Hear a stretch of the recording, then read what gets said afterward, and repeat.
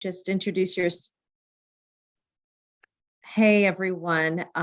Since we've got a nice intimate group here, maybe Daniel, would you like to introduce yourself? Tell us a little bit about your experience in Russia, and then just jump right in. Well, Thank you. I think you passed around my biography, I so to did. speak. Yes. So not much to say. I mean, I've been studying Russia for a long time, got into it via the Vietnam War, basically, learning Russian in the military, though I never went to Vietnam, and never studied it in college, which is kind of interesting and unusual. And I go there often, and I go to Finland often, and I'm a historian, not a Kremlinologist or a political scientist, but I'm intensely interested in the present day. So I like to talk about it in the historical context. And I've been giving a lot of talks about this a lot last spring, and now it's come up again. And so I wanted to share just a few thoughts with you, recent thoughts, not to repeat things I've said necessarily in the spring or earlier this autumn. And then we can talk and maybe have some questions or discussion as you wish. Does that sound okay? Yeah, that sounds great. And just a reminder to everyone, because there aren't too many of us, we will for sure be open to having people ask questions directly. But in the meantime, at any point, if you have questions or comments, please feel free to put them in the chat box, and Daniel and I will keep our eyes on them so we can incorporate them as well. Okay, so to begin, I want to begin with a kind of confession of a historian and really for the profession of getting some things wrong about this horrible situation that we find ourselves in right now. For me personally, in reading a lot the last few days and thinking about it, there are three points I would make here about my own missing of the mark in a way. One of them has to do with ideology. When the Soviet Union collapsed, a number of us, myself included, thought, oh, you know, this is the end of ideology. We don't have to think about that very much. There's not going to be communism again in Russia. That seemed fairly obvious, even back in the 90s. And we were very wrong, because there is ideology, and it's a very powerful ideology and very historically rooted, kind of Russocentric, neo-Slavophile, pro-Russian nationalism that is proven to be incredibly strong and important. So that's the first thing. The second thing is the end of the Cold War. I mean, in all of my thoughts and teaching, and I love to teach about the Cold War. It's kind of a hobby of mine, diplomatic history in general. The Cold War supposedly ended, we thought, 1989, 1991, pick your date, fall of the Berlin Wall, end of the Soviet Union. It's a question I like to ask my students in class. When did the Cold War begin? When did it end? And I was pretty happy with 1991. And then just recently, it dawned on me that this doesn't make a lot of sense, because the Cold War, in a sense, ended up to and including the countries of Eastern Europe liberated from the Soviet bloc, the way we tended to think of it back in Cold War days. But it didn't end really in terms of this leftover part of the Soviet empire that had become independent countries, thinking of the Baltics and of course Ukraine and Central Asia and so on. And Russia itself, I mean, a kind of conflict kept on under various guises through the 1990s. The 1990s are very interesting about this. So I would have to say the Cold War itself needs to be rethought a little bit. And the third big thing we got wrong was, of course, the invasion. Most of us, most people, the day before still believed that it wouldn't happen, and yet it did. So this is just a lesson in how serious students of the question need to rethink things from time to time. And, there are no necessarily pat answers or stable answers when you're studying history or how it impacts the present day.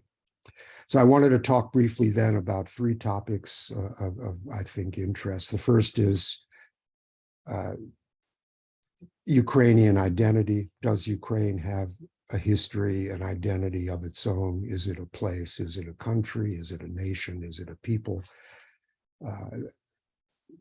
Putin's answer and Russian nationalism's answer is no. And this is not just Putin. I was reminded this week in my reading that Solzhenitsyn, whom I admired greatly for many things, and I'm not here talking just about Putin's ideologues or his advisors or the right-wing nationalists whom he likes, who are kind of off-the-wall Russian nationalists, but Solzhenitsyn himself, in his later writings, talked about a common Russia, a common Slavic Russian Orthodox heritage in which he included Belarus and Ukraine. And Putin has even referred to that as well. So Russia wants to not recognize this Ukrainian identity, which has a long history. And I don't want to run through all of it, but just a couple of points to make my point. And that is beginning with the Kievan era back in the 9th century, when this East Slavic territory was brought into the realm of history by essentially the Vikings, who came down the rivers to exploit the rivers and established a bunch of proto-commercial exploitative principalities and merged with the Slavic population. But the thing is, this territory now is Ukraine, and Russia has for centuries claimed it as its own past and its own history. In a sense, both of them are wrong. I mean, there wasn't a Ukraine back then, and there wasn't a Russia. But if you read in textbooks, the ones I was taught in, Russia makes a big claim for this past and this territory as its own. In fact, Ukraine can make the very same claim. And, that's a point that we have to take into account in talking about this. Russia's an empire. Russia's historically an empire. Russia is a very powerful state. In Russia, the state and the empire are very much the same thing. So Russia claims an imperial past, and the past is also the history of its statehood. These are inseparable. So it makes a claim on that Ukrainian territory and the people within it as part of Russia. Ukraine developed close to the Polish-Lithuanian kingdom, and it also developed internally with a Cossack hetmanate, as they called it, a kind of state in itself in the 16th, 17th century, 18th century, very prominent. I think one of the points in this right-wing Russian nationalism about Ukraine is not only do they see it as part of themselves, but they're afraid of it because it is a conduit to Poland and to the West, both in its slightly different religious orientation, its social structures, its history. The western parts of Ukraine and even other parts of central Ukraine, very heavily influenced by Poland. And Poland and Russia do not get along very well historically, as many of you know. there's a certain fear there of Western influence coming in through Poland via Ukraine.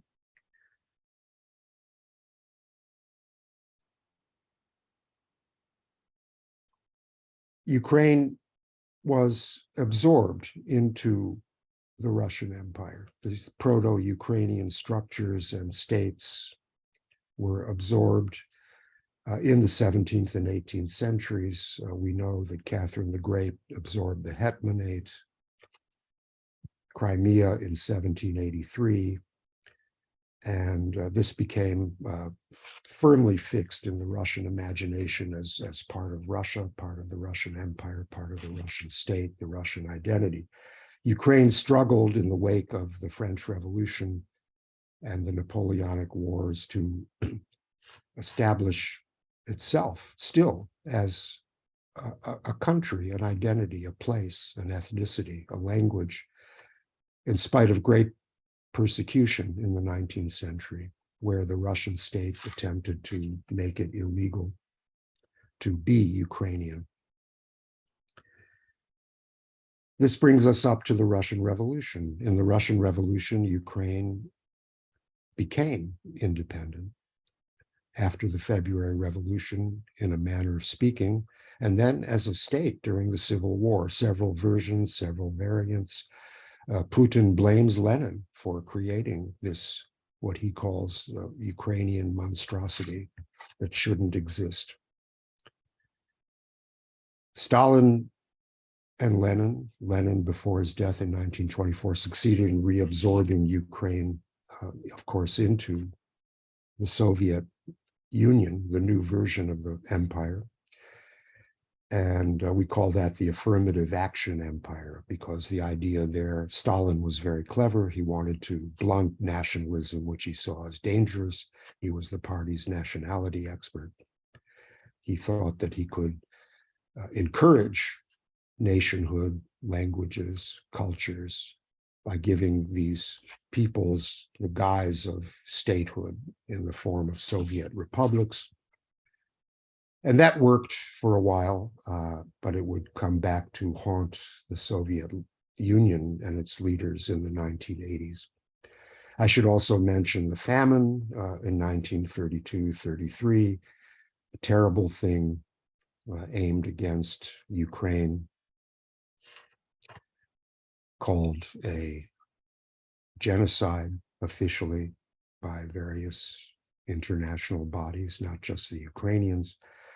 The Soviet Stalin-Hitler Pact in 1939, the taking of western parts of Ukraine that were never part of the Russian Empire, the post-war resistance in Ukraine, and the big role of Ukraine in the collapse of the Soviet Union, 1989 to 1991, where the nationality question was a dominant question in how the Soviet Union unraveled.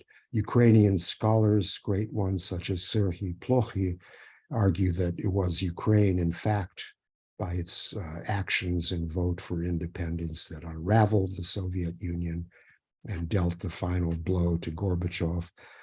Others would say that was very important, but it was just as important, if not more important, that Russia itself became an independent entity and state and took over from within the structure of the Soviet Union. I like to say, well, both of those things were important. Ukraine was very important, and the Russian development under Yeltsin and the so-called democratic movement also very important. So Ukraine became then, voted for independence, voted to become an independent state, December of 1991, by a tremendous majority. And even the Russian-speaking Ukrainian population in the East voted for this by a majority, and that shouldn't be forgotten.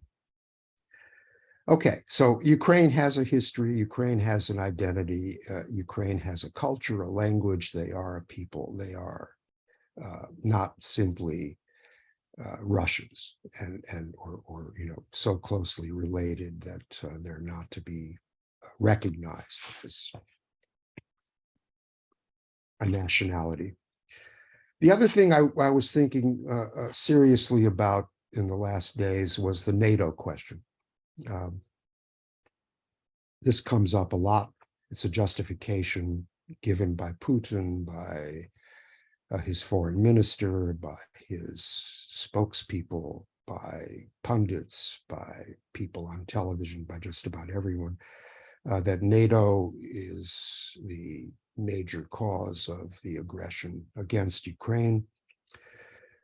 And it has very interesting history. If you go back and read it, I would recommend the new book by Mary Elise Serrate called Not 1 Inch, where she goes over this in great detail, using great sources and great material, new material.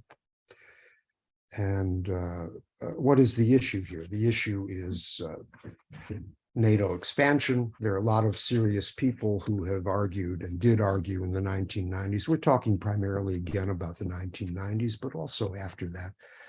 A lot of very, very serious people, George Kennan among them, the great diplomat, argued that expanding NATO was a very bad idea and was bound to lead to a reaction in Russia. And there's a lot of truth in that, a lot of truth. In fact, Mary Elise Serrate in her book comes to the conclusion that expanding NATO was not the cause of the Russian invasion of Ukraine, but that expanding NATO, the way we did in the 1990s, was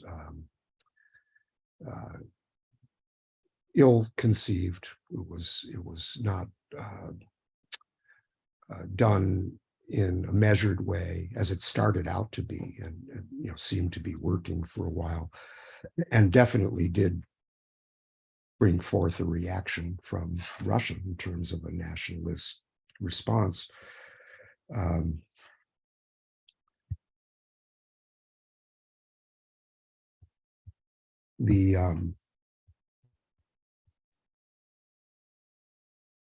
Excuse me for 1 second. This happened in several phases in the 1990s. I just want to summarize it very quickly to say that Bill Clinton didn't want to lose Russia. I mean, he wanted Russia to go democratic, become something other than what it was. And at first, he and his advisors, principally Strobe Talbot, but others, came up with the idea of bringing Russia along and bringing other countries along slowly into a new security structure in Europe that would be led by NATO, but they came up with the idea of partners for peace, a kind of intermediary step, which would not extend Article 5 protection to countries wishing to join NATO, principally the countries of the former Warsaw Pact, and later countries that were formerly part of the Soviet Union, like the Baltics and Georgia and Ukraine. And in the 1990s, what happened is that the idea of not 1 inch, which was promised verbally by James Baker to Gorbachev and by the Germans in exchange for Gorbachev signing off on the reunification of Germany, not 1 inch. NATO would not go further into the former Soviet, it was still the Soviet sphere, but later the former Soviet sphere. This changed, this morphed into a situation where Clinton himself and his advisors chose to expand NATO to the idea that there would be not 1 inch of former Warsaw Pact or even former Soviet territory, that there could not be NATO expansion. So you had this big shift that took place between, say, 1991 and 1999. Why did this happen? I mean, there are a lot of reasons. I mean, again, I'm a historian. History tends to be kind of complicated. There are no easy answers. It would be very easy to blame us and Clinton and his advisors for doing this. and going against the advice of George Kennan. And it would be easy to say that the Russians themselves didn't have a hand in this. They were just kind of innocent spectators. But we have to remember what was going on, just a couple of things. Within Russia, Yeltsin was moving away from democracy. He had that horrible bloodshed in 1993, almost a civil war, a new constitution that was much more authoritarian, would give an opening to Putin. 1994, the second Chechen war, which turned into a bloody mess, not much different from what we're seeing now in Ukraine, a Russian mode of warfare, which is an important factor that we can talk about later. The Yugoslav situation where there was Russian cooperation. I mean, Russia was cooperating. We were cooperating with the Russians up to a point. They were buying into this sort of halfway house of partners for peace. And then it all started to fall apart. And, part of it was our fault. And part of it, I think, was theirs. I mean, and also the Eastern Europeans exerted a lot of pressure. They wanted protection, Article 5, from a Russia that they feared and loathed. And there were the 1994 elections, these elections that we have in our wonderful country that brought Republicans in and a kind of push for NATO expansion. Clinton did not want to be seen as weak. It's a terrible thing, happens over and over again in our history where leaders, in order not to want to appear weak and to win elections, have to adopt more hardline positions. NATO became then a cause on the Russian side. I mean, an easy excuse. And this went on after 2001. And the George Bush administration pushed for NATO expansion. 2004, they took in the Baltic states. At 2008, they promised basically to try to get Ukraine and Georgia in. And the result was the Georgian War. And down the road, and of course, I'm not even talking about the color revolutions and Putin's fear of that happening in his country. You get the annexation of Crimea. So could we have done it differently? My personal opinion, yes, we could have. There should have been a major concerted attempt to build a European security structure involving the EU. The EU was lost in this in the 90s, by the way. And remember that Yugoslavia was going on. And remember 1999, the bombing of Serbia, Belgrade by NATO, which is being brought up this very week over and over again. If you read the Russian sources where they say that what we're doing in Ukraine is no different than what you did to the civilians in Belgrade. And you bragged about it, they said, that you cut off electricity to power to 70% of the population. It's the equivalency argument. I don't like that argument. I don't really accept it. I don't think these things are exactly equal. I don't think that, what Serbia was doing in the 1990s and what the West was doing in the 1990s vis-a-vis Russia or in the 2000s are identical at all. So I don't accept that argument.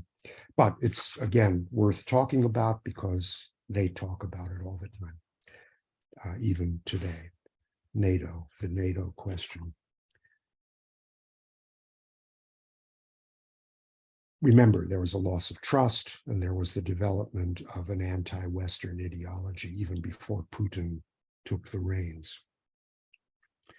Okay, the other thing is global ideology, or the goal here of Russia, which is a new security architecture, anti-US hegemony, anti-Europe, building a new alliance, a new world order of, not necessarily domination, but certainly equality, playing the Chinese card, or even a larger group, which we've all read about. This ideology involves a lot of fantasies. I'm just reading about it today. I mean, where serious Russian commentators are talking about the West's attempt to infiltrate Russia, poison the minds of the youth, turn them against their heritage, turn them against Russia, and that this has to be purged and stopped. You might, link this to the anti-Nazi discourse that has developed in Russia. Were there Nazis in Ukraine? Absolutely. Are there right-wing extremists in Ukraine now? Absolutely. Are they dominant? No, I don't think so. And should we punish Ukraine because they have their own version of right-wing populists? I don't think so either. After all, Germany has them. Most countries in Europe have them these days, and we have them too. So I don't think that's a fair sort of kind of argument to be made to blame Ukraine. If anything, Ukraine, under this invasion and because of this invasion, has become, I think, less corrupt and more open, more democratic. It has become a more unified nation. It has become less prone to pick on its own national minorities. I think these are healthy developments. They take time. Ukraine today is not the Ukraine of 2001 or 1989 or 1991, where it was certainly in the 90s, more of what we would consider a failed state, a corrupt state. Again, history is change, and Ukraine has changed, and I think that's very important to remember.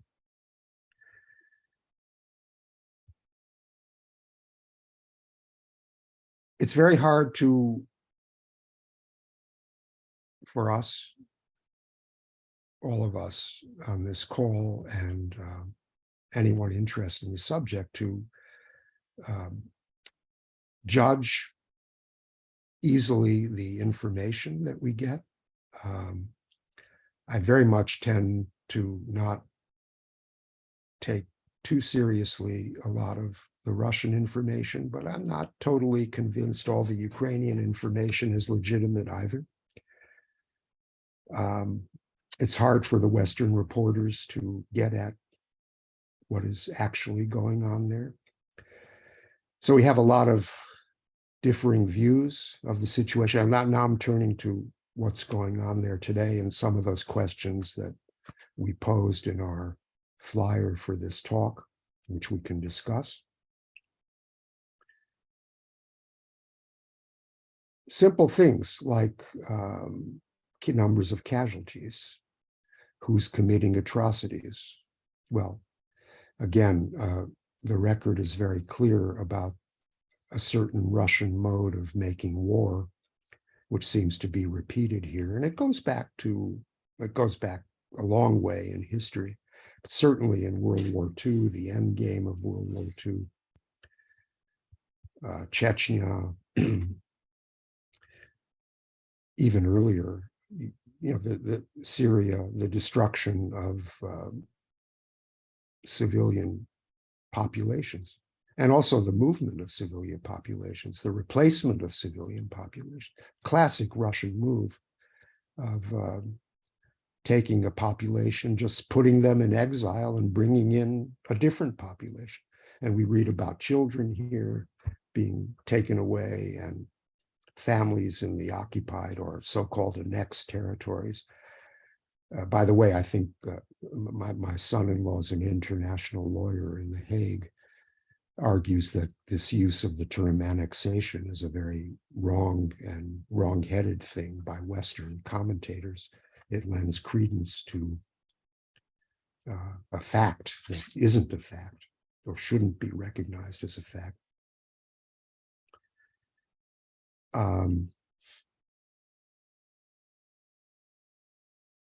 Ukraine is on the offensive and will retake territory, possibly even including Crimea, because they had a few successes. They liberated Kherson. They're fighting now north of Donetsk in that city that has several names. Artyomsk, as the way the Russians like to describe it, after a Russian revolutionary hero.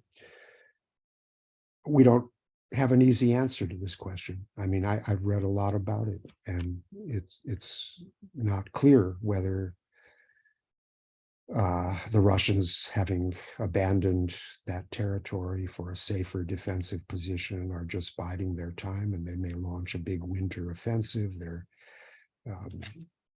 bringing up reserves, a lot of troops, a lot of these drafted people. They are, by all measures, obviously the bigger, stronger state. The Ukrainians have done very well by spirit, by good leadership, by a massive amount of aid, including weapons. But can Ukraine sustain this? We don't really know. There's a lot of talk there about taking back all these territories before there are negotiations. This is questionable. My own view is Putin will hold on and hang on and play defensive ball, and it will be almost impossible to dislodge Russia from a lot of this territory. And that could just go on for a long time.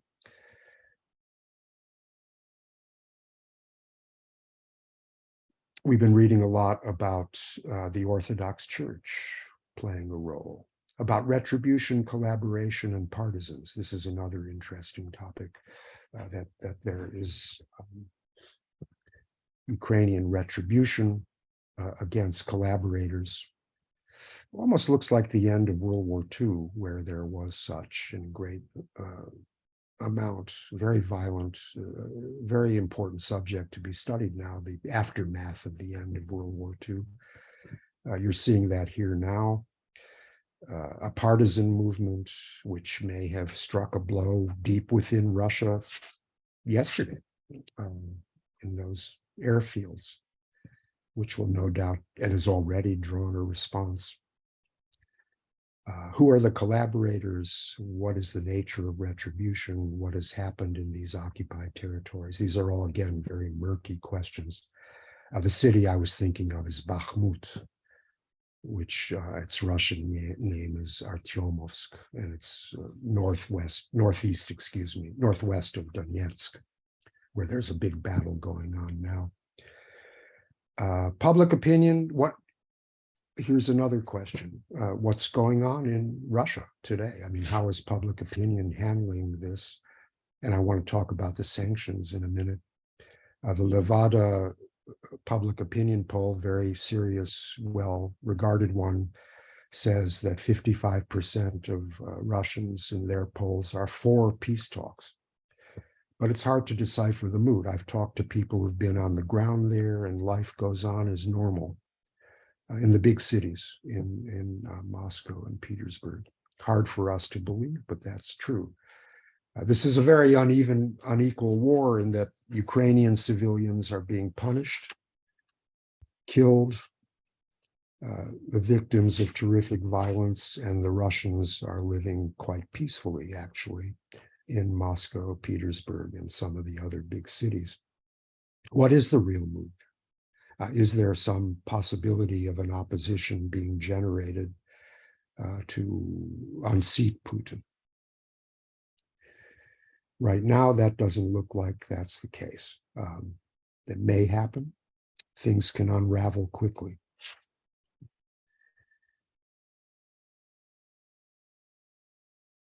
Hey, Daniel? Yeah. Since you've covered a lot, I do want to remind everyone, if they have any questions, please put it into the chat box, and let us know when you're ready to take any questions from the Yeah, group I'll just here. say a couple of things about sanctions, and then we can maybe have some questions. The sanctions are, and that's another thing. Are they working? Are they not working? I've read powerful arguments on both sides. Usually sanctions don't work very well in the long run. especially against a place like Russia. You have to understand Russia it's just different. I mean, it's huge. It's capable of withstanding tremendous blows of one kind or another. It has already a long history of dealing with sanctions, and it's got oil and gas to sell, and people are still buying it. And now this price cap was put in yesterday, which may make a difference on oil and gas, and the question of shipping this stuff. And there's still ways of getting around it, and there are a lot of customers, and they have a lot of money in the bank in Russia, in their own bank, not the stuff we've frozen. And they're very proud. They're kind of pushing the notion that these sanctions aren't hurting us. On the other hand, financial institutions have been hard hit. Technology has been incredibly hard hit. It's not clear that they can go on making weapons that they need. There are ammunition shortages. The elites have been hit, the oligarchs, so-called, and in a number of other areas, sanctions have they are accomplishing things. But again, given that it's Russia, and given that there's a lot of will and resource there to do workarounds of various kinds, the very clever, brilliant people, I would say. We don't know whether these sanctions ultimately will be the key to bringing anyone around to negotiating. In fact, they're sort of touting that the sanctions, they're touting that the sanctions are rebounding and having a worse effect on Europeans. Food crises, winter of high inflation, and gas and oil and all those things. So that's another thing that it's really kind of hard to get a grip on. And whether fatigue will set in, and whether our own Republican government, not government, but majority in the House, and others around may try to soften our commitment to Ukraine and to these sanctions. That remains to be seen. Macron has been here. He's very pro-Ukraine and keeping things going, but he also wants to, I think, see an end to it. So there could be those kinds of pressures as well. Okay, I'm going to stop now. And Rebecca, are you there? Yeah, I'm here. I'm right here. How do we want to handle this chat? Okay, well, maybe we can start with some of the questions in the chat box. I think Okay. the first couple of questions all have to do with the idea of, is there a potential end in sight? We have a question wondering when you think the war will end, and what kind of negotiated settlement might both sides accept? So, well, right is there now, a potential end in sight? Yes, right now it doesn't seem like it's going to end soon. And negotiated settlement, I mean, Putin has rejected negotiations. We have said we're not going to push the Ukrainians to negotiate until they're ready. There are people around, serious people who are arguing that maybe we ought to put some pressure on them, and that, this war is not a good thing for anybody. But others argue that we don't want to reward Putin for his aggression. So my take is I'd love to see negotiations, and I'd like to see it stop. But I don't want to hand the eastern part of Ukraine over to Putin or recognize it. Now, we might, there are a lot of possibilities for imaginative ways of solving this. And, I'm hoping personally that diplomats are already at work on this. I believe in diplomacy. So, and even diplomacy with Russia, it's possible. Okay. We shouldn't just whatever the public stances here are, we shouldn't give up on a negotiated settlement. But I think also we could be in for a long sort of stalemate of one kind or another. Okay. All right, let's move to the next question. We're going to shift gears, talk about China. Chris asks, do you think the Chinese leadership is using the Ukrainian experience to guide its own next steps regarding Taiwan? That's a very real possibility. Definitely, they're watching this carefully, and I think that's one of the factors that pushes us to keep pushing Ukraine to continue and not give in to Putin's aggression. So yes, they are using it, and I hope that they are drawing a conclusion that now, or even any time, they should not adopt a military attempt to take over Taiwan. But I think they're certainly going to continue to build a relationship with Russia. Mm-hmm. It's funny because they've been enemies with Russia, not friends at all, and the same with India. Mm-hmm. And this has given a kind of opening for it's a united anti-American hegemony thing, and I can understand that to a certain extent. But again, diplomacy is called for here. Okay. Francisco is looking several steps forward into the future. And he asks, do you see a future where Navalny survives imprisonment and rises politically, as well as who replaces Putin in the event of a sudden transition? Well, you're thinking perhaps of the South African situation. But We'll have to ask Francisco. Navalny, Let us know. Navalny, I think, is a more complicated case. I don't think he has the clear moral high ground. If you look into his history, there's some.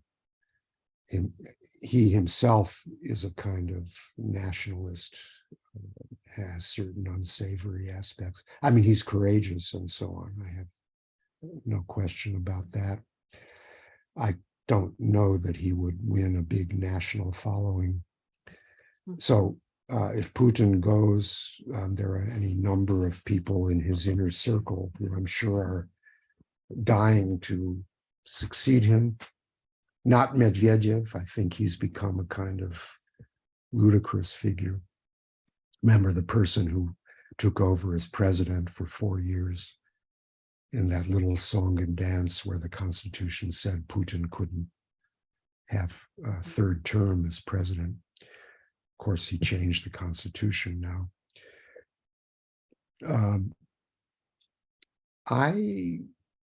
Putin's popularity is still fairly strong, and I don't see him disappearing immediately or in the near future. So again, we have to find a better way to confront this aggression. I'd like to see someone from the old democratic movements in Russia come to the fore, but I'm not sure the population is ready for that. Would anyone like to jump in and ask a question? We've got those are the questions in the chat box.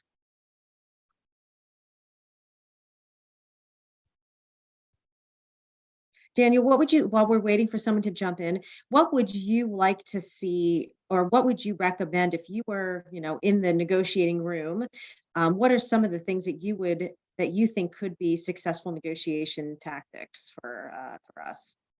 Well, offering Ukraine very serious security guarantees, offering them guarantees that would allow them to become European, which is what they want, Mhm. and trying to somehow convince Russia that the West is not out to destroy them. I mean, this seems to be the biggest fantasy of these right-wing thinkers and political figures, that the West really wants or wanted to destroy Russia. I don't think that was true. And if this, I mean, we would have to also deal with the question of reparations, of rebuilding Ukraine. How's that going to be done? Mhm. And somehow convincing Russia that there are um, calmer heads here in the West that are somehow willing to talk to them, at least if they're willing to talk. If they're not willing to talk, then we have a long, protracted war to look forward to, or stalemate, or something like Korea, where there will be a line drawn, and or even in the Palestinian question, where there are lines drawn that are, sanctioned by international bodies, but not recognized by everyone. And, it will just be a kind of military standoff. We have a question about the Russian bureaucracy. What is the role of the Russian bureaucracy today in Putin's war in Ukraine? Is there any internal lack of enthusiasm, any foot dragging, or do you think the bureaucracy as a whole is supportive of Putin's actions? It seems to be yes. It's a good question. It's interesting to see that every time there's a revolution in Russia, 1917 or 1991, which is another kind of revolution, the bureaucracy transcends all this and persists. It's baked into the culture, deep in the social structure and the culture of the country. That's why when we talk of the Russian state or Russian statism, it's a very powerful ideological concept. Putin is one of these people. I mean, he is of that caste, of that mentality, of that tradition. That's his personal history. So it's loyal.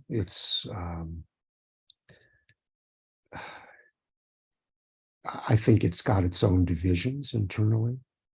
There's no longer a party bureaucracy, although there is a party that supports Putin, but there's not a communist party the way there used to be a kind of a dual power or a dual structure. But the bureaucracy is what makes it all work. And Putin has re-centralized the country. That was one of the big raps against Yeltsin in the 90s, that he allowed power to flow to the periphery, and he weakened the state. It's the greatest sin you can be guilty of in Russia, is to weaken the state, weaken the idea of the state and the reality of the state.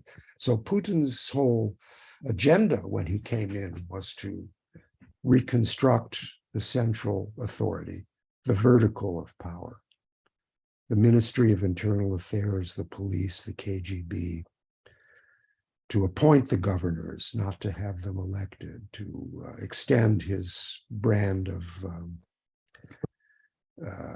patronage. It's a patronage-driven system, very much. And, who you worked with, where, when, how, all very important. And this is persisting. I mean, the bureaucracy is bigger now than it ever was. It's quite remarkable. Wow. And you'd think that private enterprise would come along and kind of push that aside, but they exist side by side, and the state exerts a tremendous still impact on private enterprise and on Putin. So the FSB is powerful, the defense establishment is powerful, Shoigu, others around Putin, they're very powerful, and they control great resources through the bureaucracy. What about the United Nations? There's a question, do you see any role for the United Nations in helping to resolve this? Well, that's an idea. It'd be worth a try. Of course, they have a veto there. And they have a lot of countries who are kind of hanging back and remaining neutral in all of this in the UN. UN hasn't fared well in conflict situations. So I would say they probably are not going to have a big role in this. Maybe they'll come along after the big powers have decided something, but I mean, it's not going to be turned over to them for resolution. Okay. I don't think. I mean, it won't get anywhere. All right. And it's kind of following up on this concept of how the rest of the world can get involved. Shika asks, since the US has paid more than 80% of all the costs, either humanitarian or logistical or military supplies, is it time to ask our European allies to pay their fair share? After all, this is in their backyard. I don't know where you have gotten that figure. That's probably correct, but I think they're trying to pay. I mean, they're probably able to continue aid and even increase it. And I think France and Germany right now say they're going to do that. But, you know, they have a lot of pressures. And that's true even of the UK, if you want to count them as Europe these days. Italy. It's a delicate situation because their populations are going to be under stress and already are.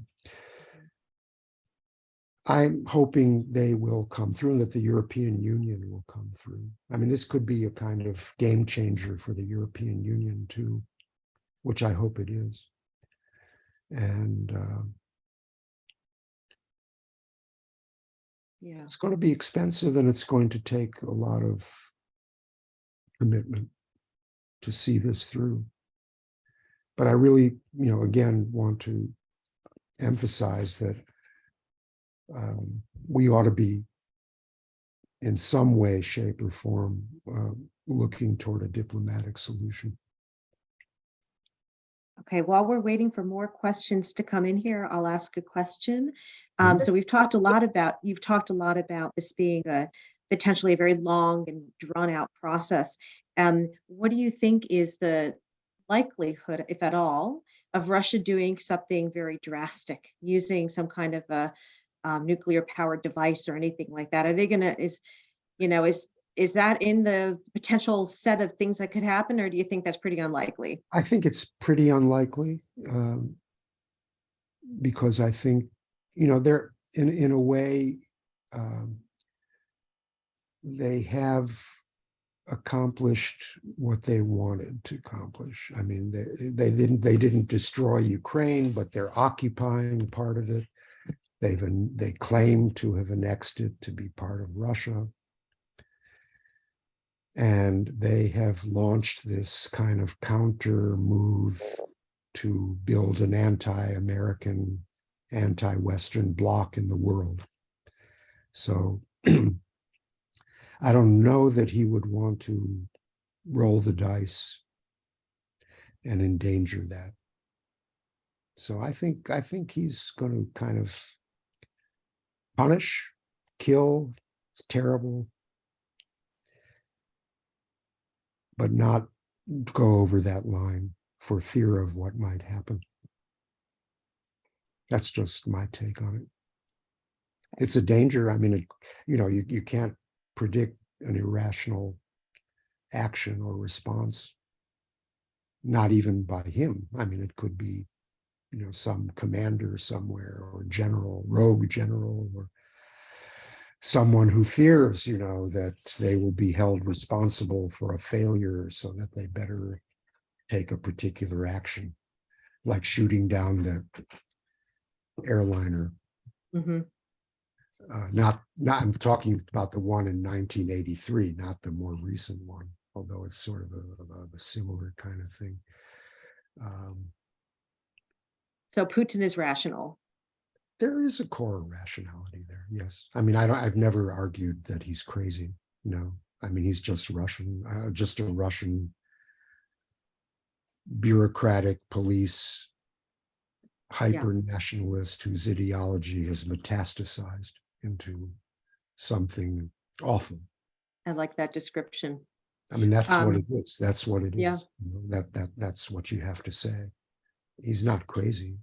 You know, he's cold, and an unpleasant character, really. I mean, I don't know how we ever thought otherwise. I mean, it's just beyond me, because there's so many wonderful people in Russia, and you know, I mean, so much brilliance and so much intelligence, and yet I feel sorry for them for having to live under this regime 30 years after the fall of communism and the fall of the Soviet. I mean, that's terrible for the Russian people. It's a tragedy for them. Okay, Francisco asks, and he has a quick question, then I want to let Angelica speak. So Francisco asks, you could get Brittany back.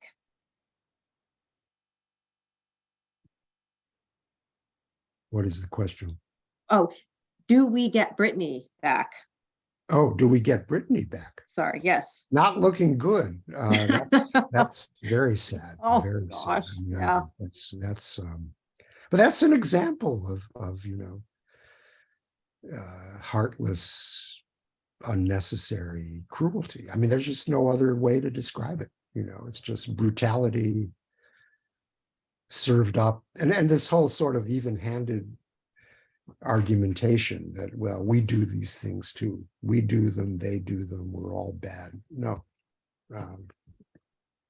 not quite the same thing, really. We ought to clean up our house for sure, but you know, that's a terrible thing. I feel very, very badly about that. Angelica, let's open the floor. I'm sorry, Daniel, go ahead. Go ahead. I'm sorry. Yeah. Angelica, you're off mute. What is your question, please? Yeah, hi, Daniel. Thank Hello. you so much for your measured and thoughtful considerations about this problem there in the Ukraine. I was just wondering, you know, given the fact that there are these real complex, historical, intricate stakes to this territory, with associated identity investments and nationalities and so forth, is there any chance ever that, you know, that kind of complex, protracted conflict can ever be resolved? You know, we can have, or we could experience still in our lifetime, a strategic resolution or a diplomatic resolution. But that doesn't mean that, you know, future revolts and, you know, the ongoing conflicts will happen, like in the case of Palestine, a similarly highly protracted and complex, you know, history of claims to territory and identity. And so I was just wondering what you think about that. Well, again, I think history, the you know, what we can take away from history, I don't call them lessons, is that change always happens, and sometimes, you know, there is a kind of critical event or turning point or crisis or whatever it may be. People matter, you know. I mean, the leader, who's the leader, you know, that matters. Putin could disappear tomorrow and something better could come. Who knows? So I would not say that there is no possibility, or that, you know, a resolution, a kind of a Russia that we wanted to see happen in the 90s could yet happen. That is, it could evolve into something that it's not right now. I certainly hope that's the case. And, you know, for other crises around the world, the same thing. I would like to see that kind of trigger that leads to a reversal or a revolution, or that happens, and it can happen.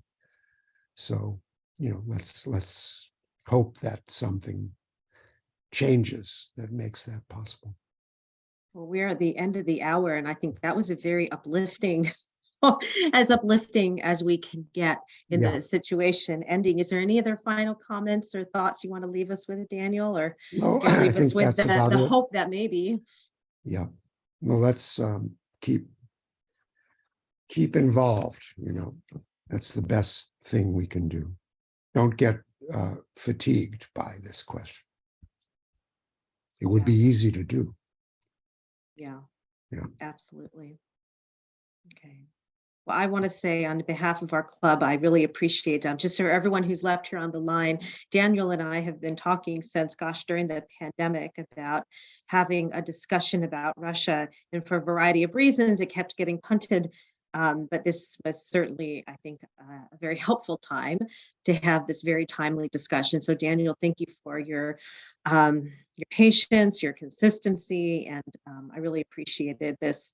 And perhaps we'll have an update at some time in the future when there is a little more happy news to share. I've been giving updates on Russia for 40 years. There's always an update. That's a lesson right there. There's always there's always a new crisis, and there's always an update. There's always a resolution somewhere down the road. So okay, well then the forward to that. conversation is to be continued. To be continued. To- Absolutely. Thank you for having me. Thanks. Absolutely. Thank you everyone for joining this night, and I look forward to hopefully seeing y'all in person at one of our upcoming events. So have a good night, everybody. Thank you. Thank you. Thank you.